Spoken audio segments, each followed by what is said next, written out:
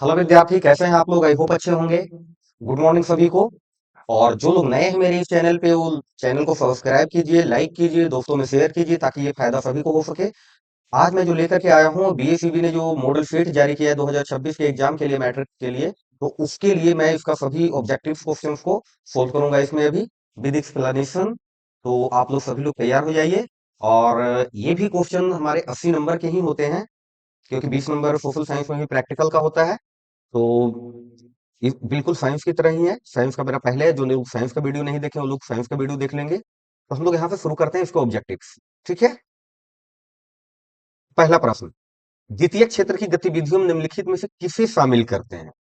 तो देखिए, प्राथमिक क्षेत्र, द्वितीय क्षेत्र, तृतीय क्षेत्र, ये सब हम लोगों ने पढ़े होंगे। तो इसकी सही जो होगा वो क्या आंसर हो सकता है? प्राथमिक क्षेत्र में आते हैं पशुपालन, कृषि, जो प्राकृतिक रूप से मतलब जिसमें ज्यादा लोग इन्वॉल्व है, और उसमें कोई ज्यादा कंपनी की मदद या कुछ उद्योग या ज्यादा कोई टेक्नोलॉजी कुछ नहीं लगाया गया है। वो जो प्राथमिक क्षेत्र के बेसिक चीजें, कृषि करना वो पहले से ही है, वन से लकड़ियां काटना, ये सब प्राथमिक क्षेत्र में आता है। तो अगर द्वितीय क्षेत्र की बात करें तो द्वितीय क्षेत्र में मेन आ जाता है निर्माण का कार्य। तो निर्माण का कार्य आ जाता है विनिर्माण। विनिर्माण का मतलब वो होता है कि जो चीजें आप पहले से कर रहे हैं, मतलब कोई चीज है कच्चे माल से, उसको एक अच्छे तरीके से कुछ आप उसको नए उत्पाद में बदल दे रहे हैं। जैसे जंगल से लकड़ी काटना, ये प्राथमिक क्रिया है, और उसी जंगल से लकड़ी काट करके उसको फर्नीचर में तब्दील कर देना, वो विनिर्माण है या निर्माण कार्य है। और ये दोनों तीनों के साथ एक ऑप्शन है, तो ये दोनों तो हो गया कि द्वितीय क्षेत्र का कार्य, ये भी और ये भी। अगला आ जाता है बिजली उत्पादन। तो बिजली उत्पादन भी एक द्वितीय क्षेत्र का ही कार्य है, तो इसका सही आंसर हो जाएगा गतिविधि में एग्जाम्पल सी, इनमें से डी, इनमें से सभी। तो ये सब सभी सही है। ठीक है, आगे देखते हैं।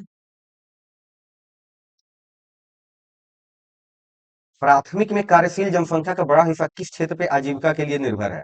भारत में कार्यशील जनसंख्या का बड़ा हिस्सा किस क्षेत्र पे आजीविका के लिए पर निर्भर है? तो देखिए, प्राथमिक क्षेत्र में ज्यादातर जो जनसंख्या है, भारत कहा जाता है कृषि प्रधान देश है।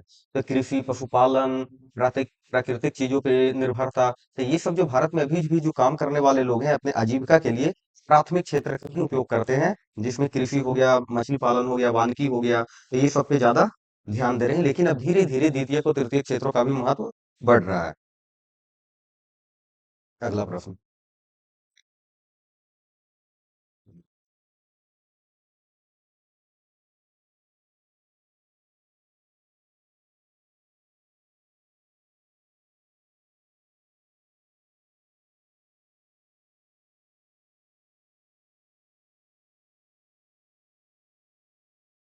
ब्रूनलैंड आयोग का संबंध किस निम्नलिखित में किससे है?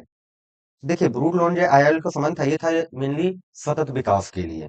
ये जो होता था क्या कि इसमें औपचारिक रूप से पर्यावरण और विकास पे मतलब विश्व में पूरा एक आयोग कहा जाता है इसे। एक विश्व आयोग भी इसे कभी कभी कहा जाता है, और जो समावेशी विकास पे कार्य करती है। समावेशी विकास पे मतलब, सॉरी, सतत विकास पे। ये नहीं, ये सही है।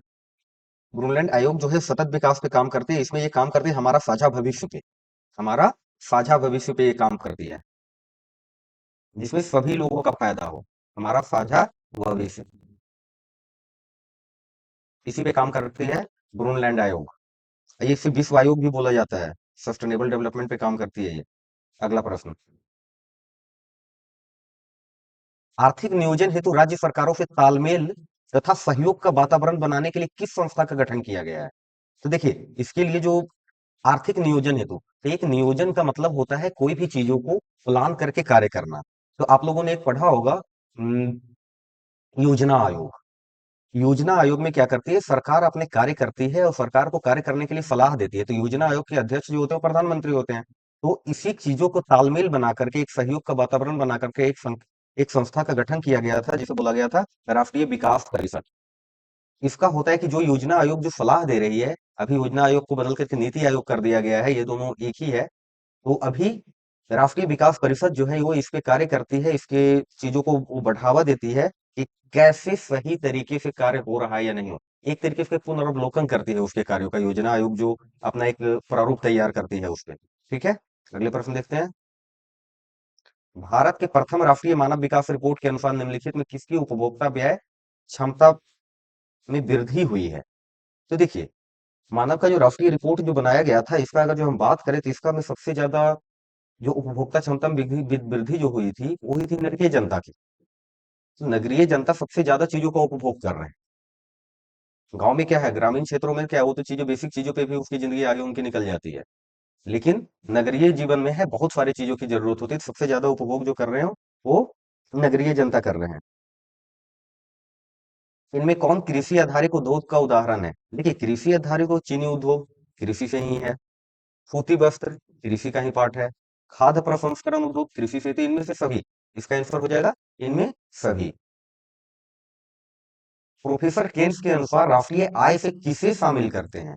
तो देखिए, प्रोफेसर केन के अनुसार राष्ट्रीय आय से अगर हम बात करें, तो राष्ट्रीय आय का मतलब ये हो जाता है कि मतलब कि देश की कुल आय, देश की कुल आय जिसमें मतलब कि उपभोग का व्यय जो है वो और विनियोग व्यय, तो दोनों आ जाता है, उपभोग का व्यय भी आ जाता है, विनियोग व्यय भी आ जाता है। इसका सही आंसर हो जाएगा सी, ए और बी दोनों।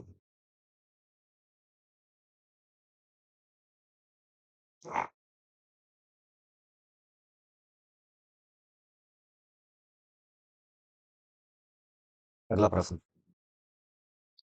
शुद्ध राष्ट्रीय उत्पाद की गणना में किसे शामिल नहीं किया जाता है? तो देखिए, शुद्ध उत्पाद की गणना, उत्पाद का मतलब प्रोडक्ट, तो उत्पादित अंतिम वस्तुओं का मूल्य इससे गणना किया जाता है, उत्पादित अंतिम सेवाओं का मूल्य से किया जाता है, कच्चे माल की कीमत इसको नहीं किया जाता है। इसका आंसर हो जाएगा सी। ठीक है, अगला प्रश्न है, वाणिज्यिक बैंक,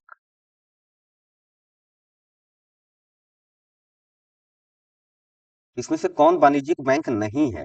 तो भारतीय reserve bank, state bank of India, central bank of India, Punjab national bank, तो ये सब तो वाणिज्यिक बैंक है, जो हमें लोन देती है, हमारे पैसे को रखती है, हमें इंटरेस्ट देती है। लेकिन ये जो भारतीय रिजर्व बैंक है, ये वाणिज्यिक बैंक नहीं है, कॉमर्शियल बैंक का उदाहरण नहीं है। ठीक है, आगे देखते हैं। सहकारिता के संचालन का दायित्व राज्य सरकारों को कब प्राप्त हुआ? तो सहकारिता का जो दायित्व जो होता है, इसका जो राज्य सरकारों को जो प्राप्त हुआ 1919 में।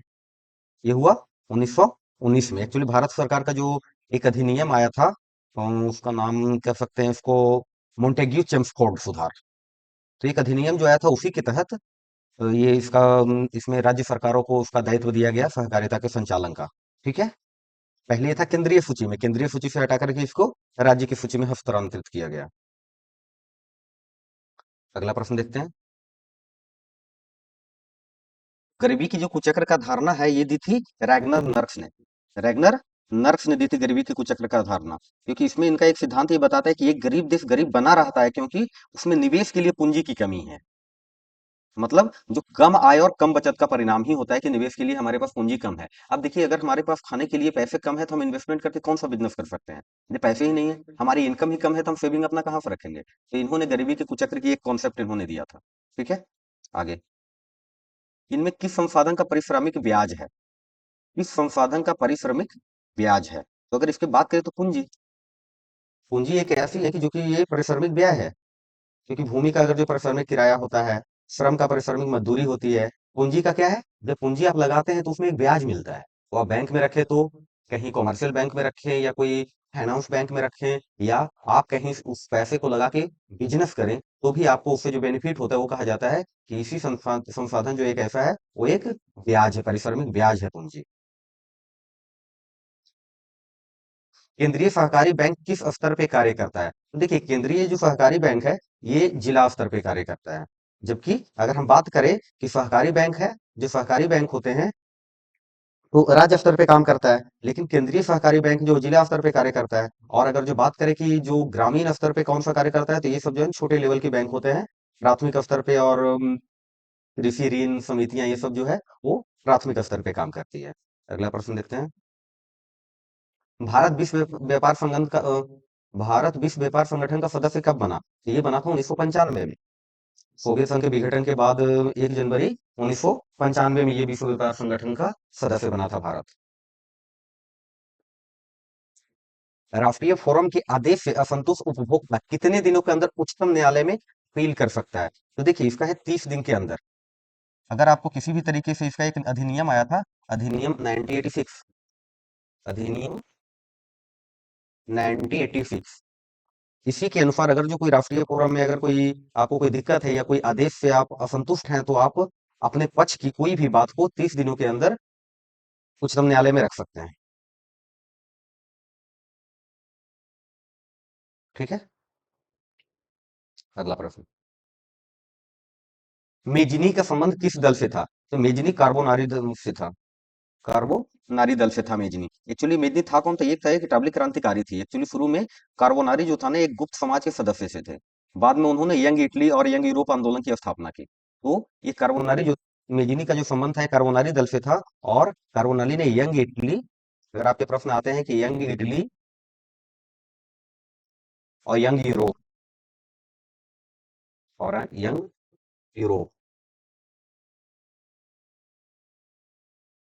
ये दो आंदोलन चला था। तो इन दोनों आंदोलनों में ये मेजनी ने एक्टिवली कार्य किया था, और कार्बोनारी दल से थे ये। कार्ल स्वार्ड आदेश किसने जारी किया था? तो कार्ल स्वार्ड का जो आदेश है, ये जारी किया था मेटर नीरव ने। मेटर नीरव ने जारी किया था। एक्चुअली कभी किया गया था? ये किया गया था 1819 में। ठीक है। और ये कौन थे? एक ऑस्ट्रियाई राजनेता थे। और मेटरनिव एक अच्छे राजनेता के रूप में जाने जाते थे। इनका ये उद्देश्य क्या था? ये तब किया था, जर्मन का एक परिसंघ में उदारवाद की और राष्ट्रवाद की जो चीजें चल रही थी, प्रभाव उसका बढ़ रहा था, तो इसको इनका दबाना था, इनका कार्य। कार्ल स्वार्ड का जो आदेश जारी किया गया था, उदारवाद और राष्ट्रवाद की प्रभाव को दबाना था, कम करना था। इसीलिए इन्होंने कार्ल स्वार्ड आदेश को जारी किया था मेटरनिव ने 1819 में। साम्यवादी शासन पहली बार कहाँ अपनाया गया? तो देखिए, साम्यवादी शासन जो सबसे पहली बार जो अपनाया गया था, रूस में अपनाया गया। साम्यवादी शासन वो शासन होती है कि मतलब जहां पे सारा संसाधन का नियंत्रण होता है सरकार के पास। ठीक है। अगला प्रश्न देखते हैं। देखिए, रूस की क्रांति म, के बाद वहां किसके नेतृत्व में सरकार बनी? तो रूस की जब क्रांति हुई, तो उसके बाद केरेन्स्की के नेतृत्व में एक सरकार बनती है, और वो अंतरिम सरकार के रूप में होती है, केरेन्स्की के रूप में। उससे पहले कौन थे? Tsar Nicholas. और ये तब तक इस सरकार में बने रहते हैं जब तक कि बोल्शेविक क्रांति हुई, जो जिसे रूस की क्रांति से भी जाना जाता है। और रूस की क्रांति हुई थी अक्टूबर में। तो अक्टूबर में जो रूस की क्रांति हुई थी, तो तब तक ये सरकार बनी रही इन्हीं के नेतृत्व में, जब तक बोल्शेविकों ने सरकार पे अपना कब्जा कर लिया। ठीक है। देखते हैं अगला प्रश्न। चेका कैसा संगठन था? चेका कैसा संगठन था? तो चेका जो था ना, एक गुप्त पुलिस संगठन था। चेका एक गुप्त पुलिस संगठन था। तो चेका का मतलब था क्या कि ये बोल्शेविक सरकार द्वारा एक स्थापित किया गया संगठन था। और इसका जो गठन है, एक क्रांति विरोधी गतिविधि के लिए किया गया था। राजनीतिक विरोधियों को दबाने के लिए किया गया था, वहां के सरकार के द्वारा। ये गुप्त रूप से किया गया था। और सोवियत संघ की बाद भी सुरक्षा एजेंसी, जैसे कि केजीबी का एक अग्रदूत था। तो वहाँ एक सुरक्षा, जैसे हर देशों में होते हैं, भारत में जैसे रॉ है, उसी तरीके से वहाँ एक केजीबी था, तो उसके अग्रदूत भी थे ये। चलिए अगला प्रश्न देखते हैं। प्रथम यूटोपियन समाजवादी कौन था? देखिए, प्रथम यूटोपियन जो समाजवादी था, ये साइमन सेंट साइमन था। इनका जो काम था ना, ये औद्योगिक समाज के लिए पुनर्गठन के विचार को इन्होंने स्थापित किया था। बहुत सारे विचार दिए थे औद्योगिक पुनर्गठन के लिए। ये प्रथम यूटोपियन समाजवादी थे। बाओदाई की सरकार को निम्न में से किसका समर्थन प्राप्त था? तो बाओदाई की सरकार को फ्रांस का समर्थन प्राप्त था। और ये एक्चुअली ये सरकारें जो बनी थी, वो वियतनाम में स्थापित की गई थी, और मुख्य रूप से फ्रांस का इनको समर्थन प्राप्त था। जिनेवा समझौता के क्रियान्वयन की देखभाल के लिए बने अंतर्राष्ट्रीय आयोग का सदस्य राष्ट्र निम्नलिखित में से कौन नहीं था? तो देखिए, कौन नहीं था? तो चीन नहीं था। एक्चुअली ये जिनेवा जो समझौता हुआ था, तो इसकी निगरानी के लिए गठन बनाई गई थी इंटरनेशनल लेवल पे, जिसे बोला गया था इंटरनेशनल कंट्रोल कमीशन, आईसीसी। ये क्रिकेट वाला आईसीसी नहीं, इंटरनेशनल कंट्रोल कमीशन। तो इसके सदस्य भारत, कनाडा और पोलैंड थे। चीन इसका सदस्य नहीं था। ठीक है। स्वराज का लक्ष्य किस कांग्रेस अधिवेशन में प्रस्तावित किया गया था? तो देखिए, इसका जो है ना कि लाहौर अधिवेशन में प्रस्तावित किया गया था 1929 में। दिसंबर दिसंबर 1929 में। इसी में पूर्ण स्वराज का मतलब की मांग की गई थी, और उसका एक लक्ष्य घोषित किया गया था। और इसकी जो अध्यक्षता था, वो पंडित जवाहरलाल नेहरू ने किए थे। और इससे पहले 1929 से पहले एक कलकत्ता अधिवेशन हुआ था 1906 में। तो उसमें दादा भाई नौरोजी ने सबसे पहले स्वराज को भारतीय राष्ट्र के लिए रूप में मांग की थी, भारतीय स्वराज के लिए। और इसको एक पूर्ण रूप से कहा जाता है कि स्वतंत्रता की दिशा में एक महत्वपूर्ण बदलाव था। ठीक है, 1929। आगे का प्रश्न देखते हैं। तिनकठिया व्यवस्था समाप्त करने की सिफारिश किसने की थी? चंपारण एग्रेशन समिति, मद्रास महाजन सभा, चंपारण चंपारण एक एग्रेरियन समिति एक थी, तो इन्होंने ही इसके गठन के लिए एक व्यवस्था समाप्त करने की कोशिश की थी, और इसके तहत किसानों को अपनी जमीन पे जो एक प्रणाली बनी हुई थी कि कम से कम 3 कट्ठे, एक बीघे में 3 कट्ठे पे नील की खेती करनी है, अनिवार्य होता था। और इससे क्या होता था, किसान नहीं करना चाहते थे क्योंकि उनकी उर्वरा शक्ति कम हो जाती थी उनकी जमीन की। उसकी जड़ें जो है, नील के पौधे की जड़ें इतने अंदर तक जाती थी कि अगले कुछ समय तक उसमें फिर पैदा होना मुश्किल हो जाता था। तो रामचंद्र शुक्ल के रिक्वेस्ट पे इन्होंने फिर गांधी जी से कांटेक्ट किया, यहाँ आने के लिए, आंदोलन करने के लिए आग्रह किया। तो उसकी व्यवस्था पे, चंपारण सत्याग्रह के साथ वो व्यवस्था समाप्त हुई और सरकार को झुकना पड़ गया था वहां पे। जालियांवाला बाग हत्याकांड की जांच के लिए किस समिति को नियुक्त किया गया था? इसके लिए हंटर समिति, हंटर समिति को नियुक्त किया गया था। और हंटर समिति का उनका जो कार्य क्या था कि उसको आधिकारिक तौर पे अव्यवस्था जांच समिति भी कहा जाता है, मतलब डिसऑर्डर इनिक्विटी कमेटी। और इसको नियुक्त इसलिए किया गया था कि समिति ने जनरल डायर के कार्यों की निंदा नहीं की। प्रॉब्लम इनके साथ ये हुआ कि जनरल डायर ने जो ऑर्डर दिए थे गोली चलाने के, उनके कार्यों का निंदा उन लोगों ने नहीं किया, उस समिति ने। और इससे क्या हुआ कि लोगों में एक असंतोष की भावना पैदा हो गई। तो जिसने ऐसा किया, जिसके ऑर्डर पे ये कार्य हुए, आप उसकी निंदा तक भी नहीं कर रहे हैं कि उसने गलत किया या सही किया, और आप आए हैं जांच करने के लिए।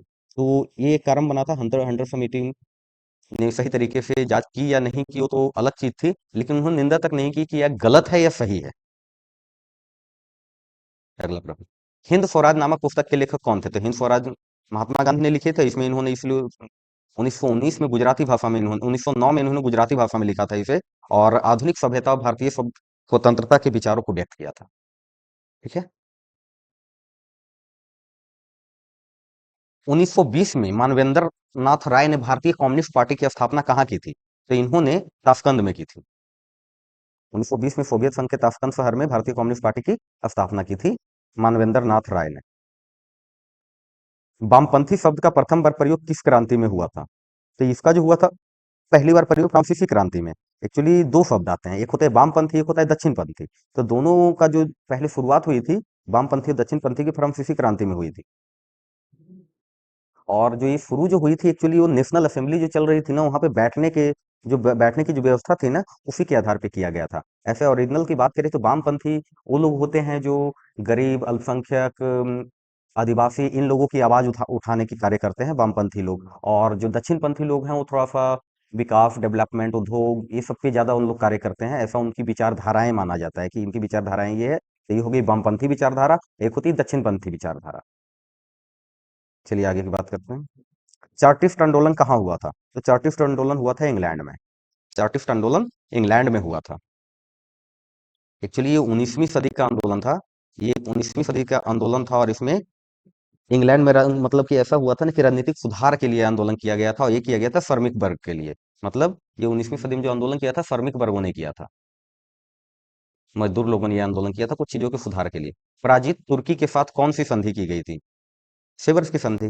पराजित तुर्की के साथ सेवर्स की संधि की गई थी। एक्चुअली प्रथम विश्व युद्ध के बाद जो ये जो ऑटोमन साम्राज्य था, वो 10 अगस्त 1920 को एक संधि पे हस्ताक्षर करते हैं, ऑटोमन साम्राज्य। तो तुर्की का ऑटोमन साम्राज्य था, वो 10 अगस्त 1920 को एक संधि पे हस्ताक्षर करते हैं। तो इसी संधि को कहा जाता है कि जो ऑटोमन साम्राज्य का जो विघटन हो गया था, जिसके बाद फिर बहुत सारी मांग उठी थी। उम, भारत के बिहार क्षेत्रों में भी इसके लिए आंदोलन किया गया था उस समय। खिलाफत आंदोलन उस टाइप का कि खलीफा जो थे उनके, ऑटोमन साम्राज्य टूट गया था, तो उसके कारण से एक बहुत जगह इनके आंदोलन हुए थे। तो ये जो विघटन हुआ था कि भाई ऑटोमन साम्राज्य अब नहीं रहेगा, खलीफा नहीं रहेगा, कंट्रोल वहां किसी और का हो जाएगा, तो इसी के खिलाफ बहुत सारे लोग आंदोलन किए थे। तो जिस संधि के तहत ऑटोमन साम्राज्य टूटा था, उसी संधि का नाम दिया गया सेवर्स की संधि। ठीक है। गांधी जी ने किस गोलमेज सम्मेलन में भाग लिया? तो गांधी जी ने द्वितीय गोलमेज सम्मेलन में भाग लिए थे। मात्र एक ही बार भाग लिए थे, 1931 में जो द्वितीय गोलमेज सम्मेलन हुआ था, उसमें ये भाग लिए थे। राष्ट्रीय श्रम आयोग का गठन ये 1962 में किया गया था। और अध्यक्ष कौन थे इसके? जो अध्यक्ष थे वो थे पीबी गजेंद्र कर, पीबी गजेंद्र गडकर, ये इसके अध्यक्ष थे राष्ट्रीय श्रम आयोग का।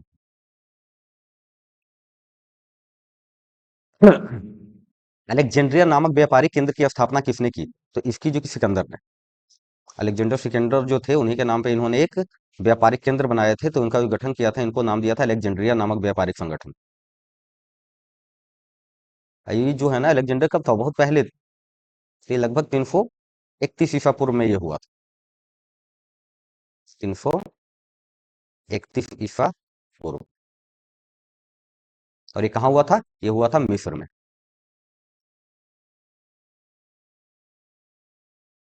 अंतर्राष्ट्रीय पुनर्निर्माण एवं विकास बैंक को किस अन्य नाम से जाना जाता है? अंतर्राष्ट्रीय पुनर्निर्माण एवं विकास बैंक को विश्व बैंक के नाम से जाना जाता है। ठीक है, इसको बोला जाता है आईबीआरडी। आईबीआरडी।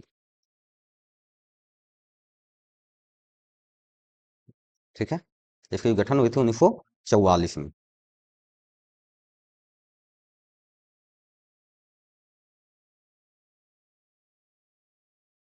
इसकी स्थापना कब हुई थी? 1944 में।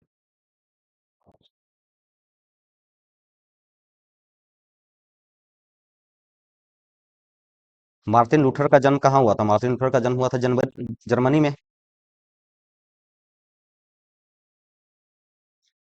मुद्रणालय स्थापित करने से पूर्व लाइसेंस लेना किसने अनिवार्य किया था? तो ये किया था गवर्नर जनरल जॉन एडमस ने। ये एडमस ने एक 1823 में इसको शुरू किया था कि सभी को लाइसेंस लेना अनिवार्य है। मोतीलाल नेहरू ने किस समाचार पत्र का संपादन किया था? तो इन्होंने किया था इंडिपेंडेंस का। इंडिपेंडेंस एक समाचार मतलब कि समाचार की एक पत्रिका आती थी, तो इन्होंने इसका एक शुरू किया था। और 1919 में, 1900 1919 में इसकी इन्होंने शुरुआत की थी। एक समाचार पत्र था। और इसमें इनका जो कार्य था, ये ज्यादातर जो है ना स्वतंत्रता के लिए आवाज उठाना और राष्ट्रवादी सोच के साथ इन्होंने उनके विचारों को ये पत्र पत्रिका प्रकट करती थी। मैसूर का शासक टीपू सुल्तान किस क्रांति से प्रभावित था? ये था फ्रांसीसी क्रांति। बोल्शेविक क्रांति को ही फ्रांसीसी क्रांति बोला जाता है। ये टीपू सुल्तान जो था इसी क्रांति से प्रभावित था। और इसी के आधार पर इन्होंने श्रीरंगपट्टनम में स्वतंत्रता का वृक्ष भी लगाया था। और उसी के आधार पे ये एक फ्रांसीसी क्लब के एक सदस्य भी बने थे, जैकोबिन। एक उनका नाम दिया गया था जैकोबिन क्लब। प्रोटेस्टेंट धर्म सुधार की शुरुआत का श्रेय किसे दिया जाता है? तो जो प्रोटेस्टेंट का इसका जो दिया जाता है, इनका जो मार्टिन लूथर को दिया जाता है, इन्होंने एक धर्म सुधार की शुरुआत की थी। और लगभग ये की थी 16वीं शताब्दी में। 16वीं शताब्दी में इन्होंने शुरुआत किया था, कैथोलिक चर्च की प्रथाओं को चुनौती दी थी। तो ये था प्रोटेस्टेंट, मतलब धर्म में सुधार में क्या है कि कोई भी चीजों में इतना भी नहीं घुस जाना कि जिससे बिल्कुल अपनी आप आम जिंदगी को ही भूल जाओ। मतलब किसी भी चीज को इतना भी नहीं श्रेय दे। तो इन्होंने कुछ सुधार की बात की थी, जैसे एक चुनौती दी थी सबसे पहले इन्होंने कैथोलिक चर्चों की। आप लोग चर्च के बारे में जानते हो, तो कैथोलिक चर्चों को इन्होंने जो नियम कानून थे उनको इन्होंने चैलेंज किया था। और इसी के साथ क्या हुआ? प्रोटेस्टवाद का फिर शुरुआत हो गया कि कोई चीजों का प्रोटेस्ट, ये चीजें में आपको ऐसे किया जाना चाहिए, इस तरीके से। अगला प्रश्न देखते हैं। अन्नामलाई बाघ अभयारण्य कहाँ स्थित है? तो अन्नामलाई बाघ अभयारण्य तमिलनाडु में है।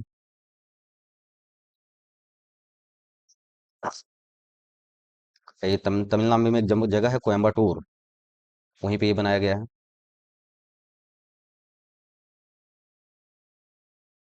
निम्नलिखित में किसमें जीवाश्म होते हैं?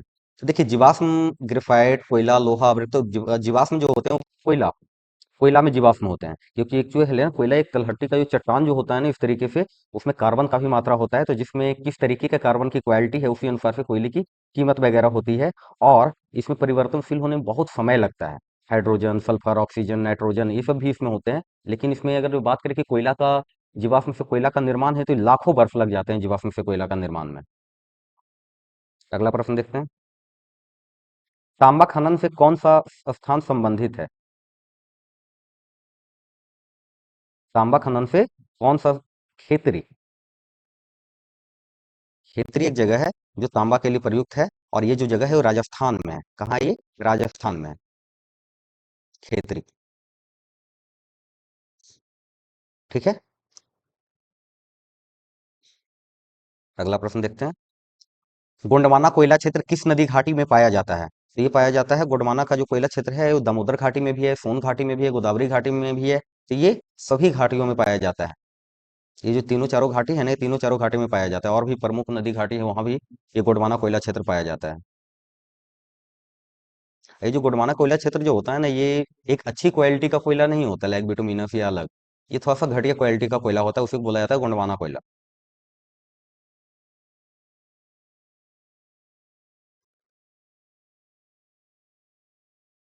निम्नलिखित में कौन नकदी फसल का उदाहरण है? गन्ना, रबड़, मूंगफली।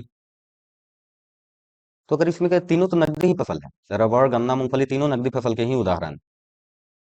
जिसके बाद आप बेच करके कोई ऐसा नहीं है कि ये गन्ना खाकर ही अपनी खाद्यान्न के रूप में चावल और रोटी की जगह पे गन्ना खाना शुरू कर दे, या मूंगफली। तो ये सब जो है ना, ये नकदी फसल के ही उदाहरण। नकदी फसल के उदाहरण में वो आते हैं कि जहाँ पे उस चीजों को आप बेच कर ऐसे अच्छे आर्थिक विकास कर सकते हैं, अपनी आर्थिक जीविका के लिए अन्य चीजों की जरूरतों को पूरा कर सकते हैं उसको बेच करके। भारत में पहली चीनी मिल किसके द्वारा स्थापित की गई थी, शुरू की गई थी? तो चीनी मिल सबसे पहले भारत में ब्रिटिश के द्वारा ही लगाई गई थी, क्योंकि ब्रिटिश सरकार थी तो उसी समय उन लोगों ने ही चीनी मिल की शुरुआत की थी भारत में।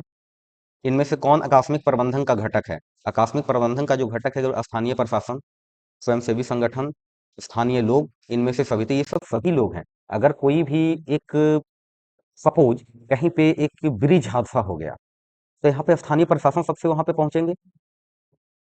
स्वयंसेवी संगठन बहुत सारे होते हैं, एनजीओज वगैरह, आसपास के लोग, उन लोग पहुंचेंगे, स्थानीय लोग। और कुछ संगठन वगैरह होते हैं, जैसे ग्रुप होता है एनजीओज का जो मदद करता है लोगों को, तो ऐसी स्थिति में उन लोग तुरंत पहुंचते हैं। तो इसमें आकस्मिक आकस्मिक प्रबंधन के जो कंपोनेंट है, ये सभी हैं। ठीक है, इसका सही हो जाएगा आंसर, इनमें से सभी। सरदार सरोवर कृत्रिम जलाशय किस नदी पे निर्मित है? तो नर्मदा नदी पे निर्मित है। कहाँ निर्मित है? नर्मदा नदी पे निर्मित है।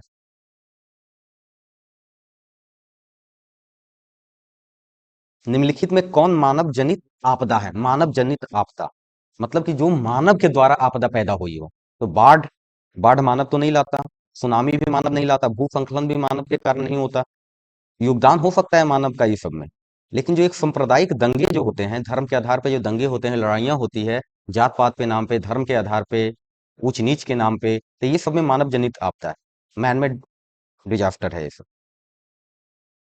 ठीक है, सांप्रदायिक दंगे जो होते हैं, इसमें कारण जो होते हैं उसमें मानव ही होते हैं। भूकंप संभावित क्षेत्रों में भवनों की आकृति कैसी होनी चाहिए? आयताकार। क्योंकि आयताकार इमारत जो ऐसी होती है, आयताकार या वर्गाकार, उसमें क्या होता है, भूकंप के झटके की जब लगते हैं ना, तो उसमें स्थिरता सुनिश्चित हो सके। और गोलाकार या अंडाकार का जो आकार होता है, इसमें स्थिरता कम रहती है। आयताकार और वर्गाकार में स्थिरता ज्यादा रहती है। आगे देखते हैं। कांडला विशेष आर्थिक क्षेत्र कहाँ स्थित है? तो ये गुजरात में है। कांडला विशेष जो एक इकोनॉमिक जोन है, ये कांडला स्पेशल इकोनॉमिक जोन जो है लोकेटेड इन गुजरात, इसको बोला जाता है एसीजेड। तो जैसे गुड़गांव में भी है एसीजेड, नोएडा में भी है, लेकिन कांडला के एसीजेड जो है वो गुजरात में है। इसमें एक तरीके से प्रमुख बंदरगाह है और वहां पर एक व्यापार क्षेत्र है, लेकिन व्यापारिक केंद्र बहुत जगह और अन्य जगहों पे भी बनाए गए हैं। भारतीय डाक विभाग की स्थापना कब हुई थी? 1854 में। भारतीय डाक विभाग की स्थापना हुई थी 1854 में। भारत में ग्रैंड ट्रंक रोड की कुल लंबाई, तो ये है लगभग 2500 किलोमीटर, जीटी रोड। और भी इसके बढ़ रहे हैं। भारत में बिजली उत्पादन में निम्नलिखित में किसकी हिस्सेदारी सर्वाधिक है? तो देखिए, बिजली उत्पादन में सबसे ज्यादा जो हिस्सेदारी है, वो तापीय विद्युत की है। पुराने जलोढ़ को किस नाम से जाना जाता है? तो पुराने जलोढ़ को बांगड़ से जाना जाता है। दो तरह की होती है, एक बांगड़ होती है, एक खादड़ होती है।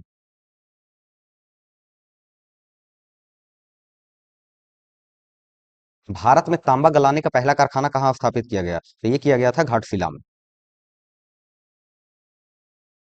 ये एक आधुनिक तरीके का कारखाना था, और ये किया गया था 1924 के घाटशिला में। सबसे पहला तांबा गलाने का कारखाना शुरू किया गया था, और ये झारखंड में है।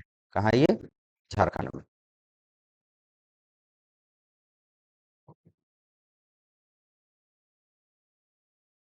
काजू की खेती के लिए कौन सी मृदा उपयुक्त है? काजू सुनते ही सबके मुंह में पानी आ गया होगा, तो इसके लिए लैटेराइट मृदा। क्योंकि ऐसे में है ना कि जल निकासी अच्छी तरीके से इसमें होती है, और काजू के पौधों के लिए जो भी आवश्यक पोषक तत्व होते हैं वो लैटेराइट मृदा में उपलब्ध होते हैं। प्रसिद्धि सिंदरी उर्वरक संयंत्र कहाँ स्थित है? ये भी है झारखंड में ही, क्योंकि हमारे झारखंड के बहुत सारे ऐसे क्षेत्र थे जिसमें बहुत बहुत अच्छे अच्छे उद्योग हैं। तो प्रसिद्धि सिंदरी संयंत्र जो है ये वहीं लगा हुआ है, सिंदरी फर्टिलाइजर प्लांट। ठीक है, और ये है धनबाद जिला में, झारखंड के धनबाद जिला में है, झारखंड के धनबाद जिला में फर्टिलाइजर का ये सिंदरी फर्टिलाइजर। भद्रावती इस्पात कारखाने में लौह अयस्क कहाँ से प्राप्त होते हैं? तो ये जो लौह अयस्क के लिए है ना कि वहाँ पे एक नियरेस्ट है बवाबूदन की पहाड़ी, वहां से ये प्राप्त होते हैं क्योंकि वहां पे स्थिर है आसपास में ही। और ये जो है कारखाना कहाँ स्थित है, भद्रावती इस्पात, ये है कर्नाटक में। तो वहीं के जो एक स्थानीय पहाड़ी है वहां से इसके अयस्क प्राप्त होते हैं। कौन से भूसंरक्षण का कारण है?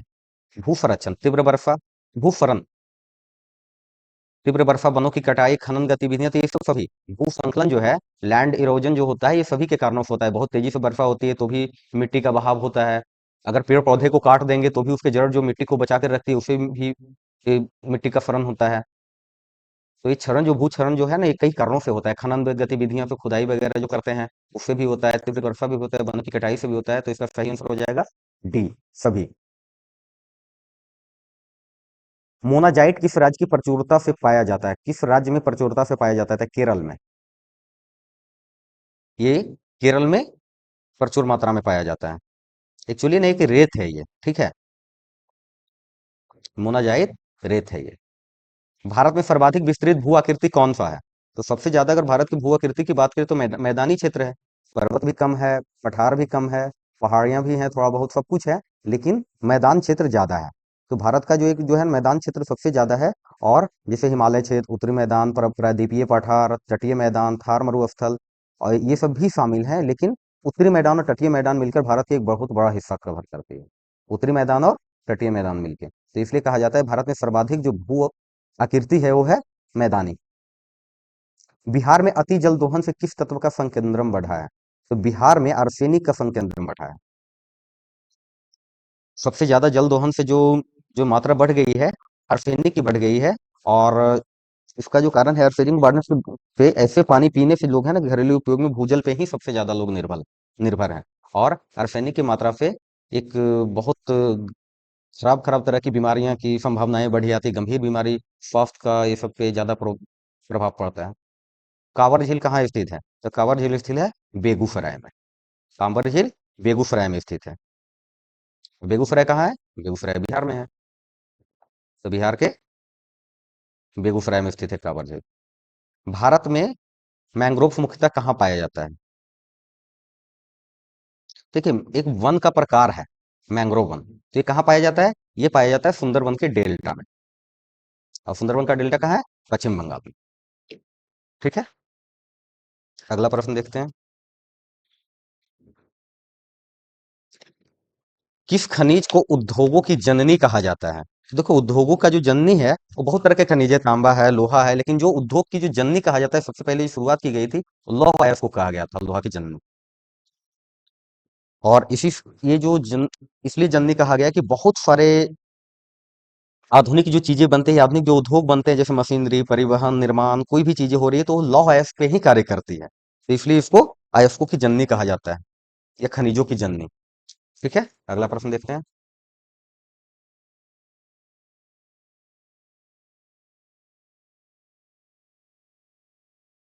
पूर्वोत्तर रेलवे का मुख्यालय कहाँ है? गोरखपुर। पूर्वोत्तर रेलवे का जो मुख्यालय है गोरखपुर, ये है यूपी में। ये कहाँ है? गोरखपुर, गोरखपुर है उत्तर प्रदेश में। ये एक्चुअली ना गोरखपुर का जो ये जो मुख्यालय इसलिए का, यहाँ पे बहुत सारी चीजें ऐसी हैं, लगभग 18 रेलवे का जोन आता है इसमें, पूर्वोत्तर रेलवे। ये कहाँ है? यूपी में।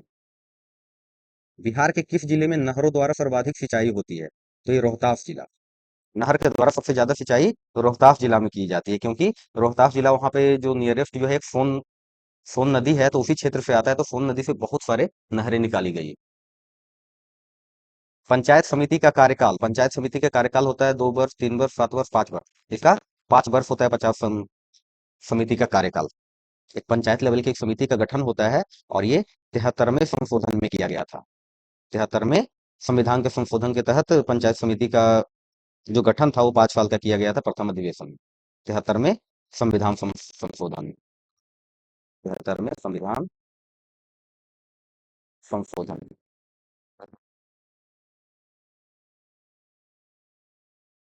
ठीक है।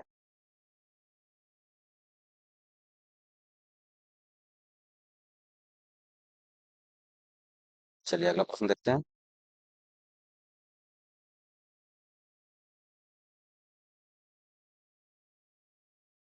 नगर निकायों का संबंध किस संवैधानिक संशोधन से है? ये नगर निकाय का जो संशोधन हुआ था 74वें में हुआ था। ये 74वें संशोधन 1992 में हुआ था। और पंचायत समिति वाला किसमें हुआ था? 73वें संशोधन।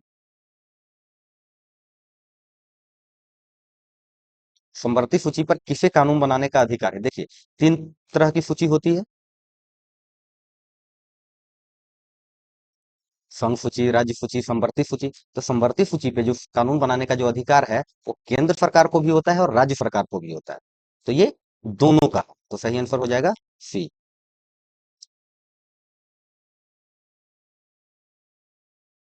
और अगर पता चले कि भाई दोनों लोग कानून बना रहे हैं, एक सवाल होना चाहिए ना कि जो दोनों लोग मिलकर भी कानून बना रहे हैं, लेकिन कहीं ना कहीं राज्य सूची भी अपना कार्य कानून बना रही है, केंद्र सरकार भी बना रही है, आपस में विरोधाभास हुआ, तो वहां पे केंद्र सरकार का ही कानून मान्य होगा। ग्राम पंचायत में निम्नलिखित में से किसके लिए स्थान आरक्षित है? तो ग्राम पंचायत में किसके लिए स्थान आरक्षित है? अनुसूचित जनजाति एवं जनजाति के लिए, पिछड़ा वर्ग के लिए, महिला के लिए। ये तीनों के लिए यहाँ पे जो स्थान है ग्राम पंचायत लेवल पे आरक्षित की गई है। सरपंच लेवल पे, कहीं कहीं प्रधान लेवल पे, जो से मुखिया बोला जाता है उसके लेवल पे भी। तो बहुत सारे इस सब में आरक्षण सीटें की गई है। ये भी कब किया गया था? 73वें संविधान संशोधन के अधिनियम के तहत। तो पंचायती राज में आरक्षण का प्रभाव जो पंचायती राज में आरक्षण का जो प्रावधान आया वो कौन से संशोधन में आया? 73वें संशोधन में।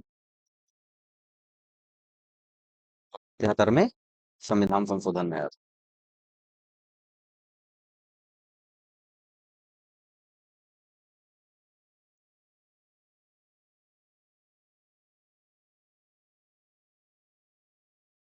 73वें संविधान संशोधन में, जिसमें अनुसूचित जाति जनजाति मतलब SC ST, पिछड़ा वर्ग, महिला, तीन लोगों को आरक्षण किया गया था सीटों का। निम्नलिखित में कौन एक केंद्र शासित प्रदेश है? केरल, तेलंगाना, मणिपुर, तो जम्मू एंड कश्मीर। तो जम्मू एंड कश्मीर केंद्र शासित प्रदेश है। पहले वहां एक धारा चलता था जहां एक जम्मू एंड कश्मीर एक स्टेट हुआ करता था, जिसको एक स्पेशल ट्रीटमेंट दिया गया था, कानून में अलग प्रावधान था। लेकिन अब ये दो केंद्र शासित प्रदेशों में बट गया है, जम्मू कश्मीर एंड लद्दाख। पंचायत समिति का प्रधान कौन होता है? तो पंचायत समिति का जो प्रधान होता है वो प्रमुख, जिसे मुखिया भी बोला जाता है, प्रधान। नेपाल में लोकतंत्र की वापसी कब हुई? देखिए, नेपाल में अगर अभी की हालात की जाए तो अभी तो वही स्थिति है, लेकिन नेपाल में लोकतंत्र की वापसी 2006 में हुई थी। और अभी एक तरीके से वहां लोकतंत्र नहीं है। जेनजी का आपने आंदोलन सुना होगा, उसके तहत सरकार तख्ता पलट हो गई वहां पे। कितनी जनसंख्या पर जिला परिषद का गठन होता है? तो कम से कम इसके लिए जिला परिषद के गठन के लिए 50,000 की जनसंख्या चाहिए होती है। तो एक जिला परिषद का गठन होगा उसके आधार पर। नगर निगम का कार्यपालक पदाधिकारी कौन होता है? तो नगर निगम का एक नगर आयुक्त, कार्यपालक पदाधिकारी जो होता है वो नगर आयुक्त होता है, जिसको बुलाता है म्युनिसिपल कमिश्नर।